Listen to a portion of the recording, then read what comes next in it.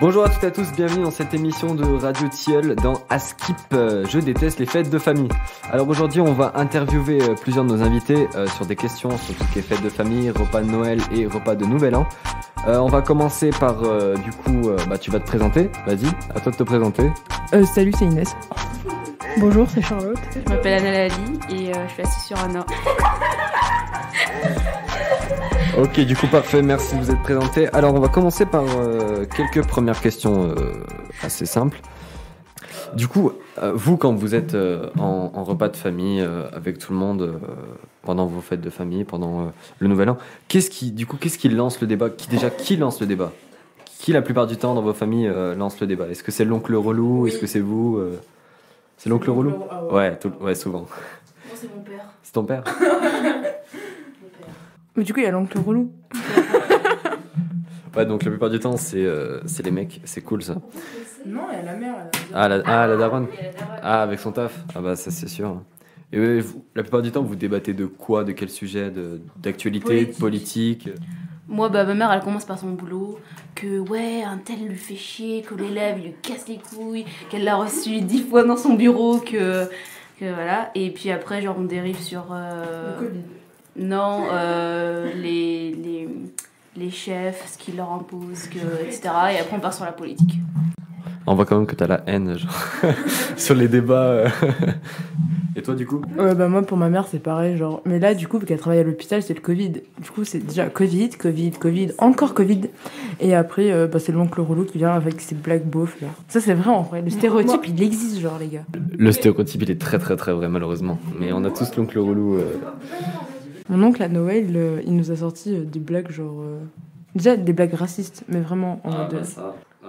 Tu vois, tu commences le repas, il est midi, petite blague, tu rigoles. À 18h, tu sais, t'es au café et tout, encore avec ses blagues. Tu passes un câble, quoi. Les mêmes. Ouais, les mêmes, en boucle, genre. Donc ça, c'est chiant. Oui, moi aussi, en fait, c'est ma mère qui parle de son taf, mais en disant qu'il y a des gens qui lui offrent des cadeaux, du coup, c'est cool.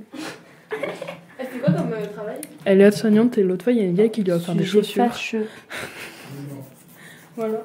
Il y a beaucoup de mamans qui sont aides-soignantes. Moi, ma mère est aide-soignante aussi. Genre, je passe un métier qui est vachement courant, je trouve. Mais du coup, oui, c'est sûr que dans un débat, il y a des avis contraires. Mais qu'est-ce qui fait du coup qu'il y a des embrouilles, des petites prises de tête, peut-être des fois des insultes qui peuvent partir, hein. C'est déjà arrivé dans des débats.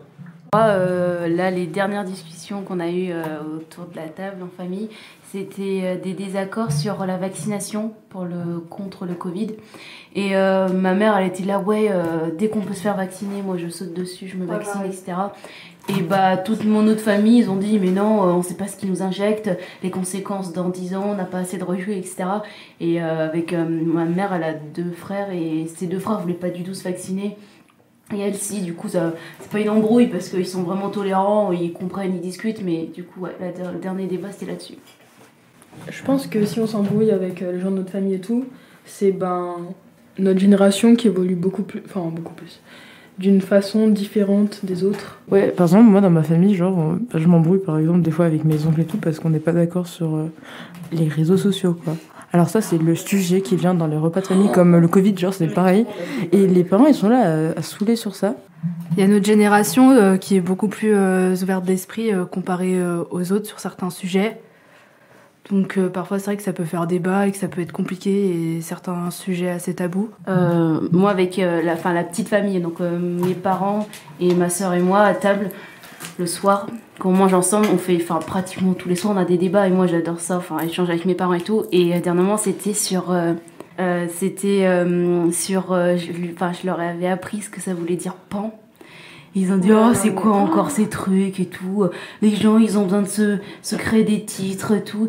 Et moi je comprenais, peut-être que on n'est pas de la même génération, mais moi j'ai eu du mal à les comprendre parce que je leur ai dit mais si ces gens-là ils ont eu besoin un jour de se créer un mot, de se créer une définition sur ce mot pour se représenter, pour se sentir eux-mêmes, je vois pas le problème, mais du moment que ça rend pas, que c'est pas violent, etc. Et ils comprenaient pas ça et ouais.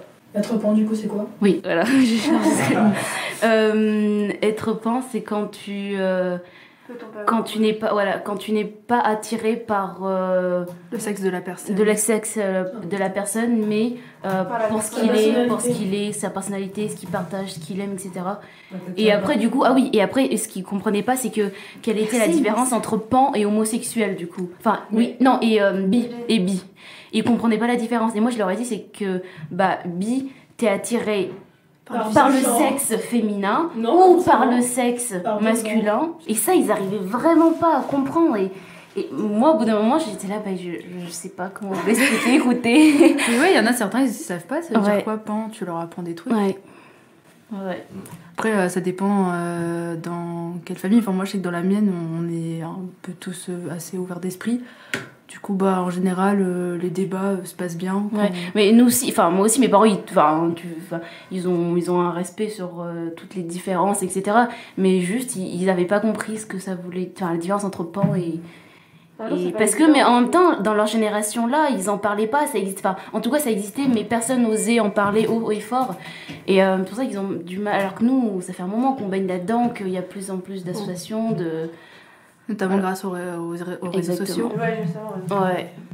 C'est vrai que avec la différence de génération, il y a beaucoup de choses qui changent parce qu'à l'époque, bon, je vais loin, hein, mais à l'époque des rois et tout, les homosexuels on les brûlait quoi, alors qu'aujourd'hui on les accepte et tout.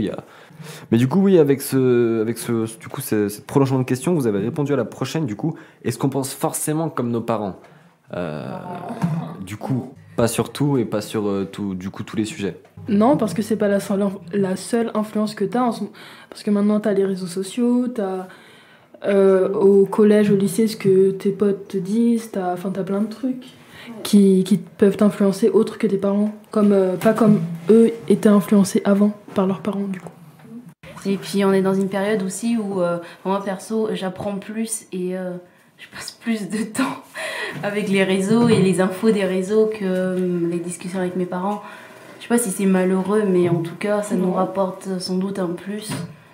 Et du coup, ouais, on est informé hyper vite et puis plus largement et voilà. Moi, c'est un peu des deux. Enfin, je peux avoir des discussions avec mes parents où ils m'apprennent des choses ou inversement, et sur les réseaux sociaux aussi.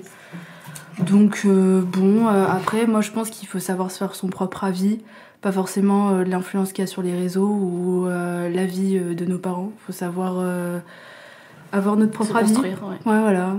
Ok, parfait. Du coup, on passe à la dernière question. À votre avis, du coup, sur quel sujet et sur quoi on ne se comprend pas, que ce soit entre les parents, que ce soit entre amis, que ce soit entre frères et sœurs, peu importe, sur quel sujet, en général, on a du mal à se comprendre? Déjà, les sujets politiques. Ça, c'est... Personne ne se comprend parce qu'on a tous des avis différents, donc du coup... que ce soit parents, oncles, parents, amis, j'en sais rien. Enfin, tout le monde, genre... on se comprend pas forcément, donc déjà, ça, c'est un sujet où la politique... c'est pas possible qu'on se comprenne, donc du coup, c'est des fois conflictuel. Voilà. Mais du coup, je vais parler comme un mec de 40 ans, mais est-ce que vous avez l'impression qu'à cause de notre âge, donc l'adolescence, on est moins écouté, on est moins compris, on donne moins d'importance à notre avis?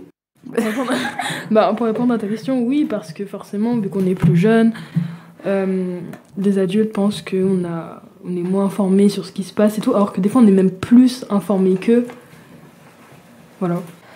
Moi je pense non, parce que le nombre de jeunes qui arrivent à construire, moi j'ai vu dans les magazines un jeune africain qui a réussi à construire un système pour rendre l'eau potable et qui a été hyper connu par son invention, plein de personnalités comme ça hyper jeunes qui prennent le pouvoir, qui parlent avec des personnages politiques hyper hauts, etc. Je pense que on a réussi à faire notre place. Alors c'était dur parce que voilà, on nous voit comme des mômes qui savent pas réfléchir par nous-mêmes, mais on a bien réussi à prendre notre place dans ce... On a de beaux exemples que la jeunesse, elle arrive à quand même se faire entendre parce que, comment elle s'appelle l'écologiste? Ouais. Greta Thunberg, elle a quand même réussi à se faire une place dans le monde de la politique comme de l'écologie, du coup. Ça fait beaucoup critiquer parce que c'était une enfant. Du coup, les gens ne la prenaient pas au sérieux. Enfin, je pense que c'était compliqué. Moi, par rapport à ça, je pense que les adultes, ou pas forcément, nous prennent pour une génération pas sérieuse, qui veut tout le temps s'amuser, qui réfléchit pas, qui a moins de culture, etc.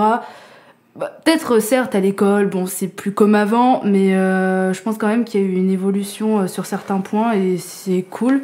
Puis, on est tous différents, donc chacun pense à sa façon. Donc, il y aura forcément des jeunes qui voudront s'exprimer sur certains sujets. Je trouve ça vachement cool parce que on est la future génération, donc c'est cool qu'on montre l'exemple et que on aide certaines personnes à trouver la bonne voie ou voilà. Et du coup, c'est sur ces belles phrases qu'on va terminer cette émission. C'était Radio Tilleul à Skip. Je déteste les fêtes de famille et les réunions de famille et les débats de famille. Bonne journée, bonne soirée et à bientôt.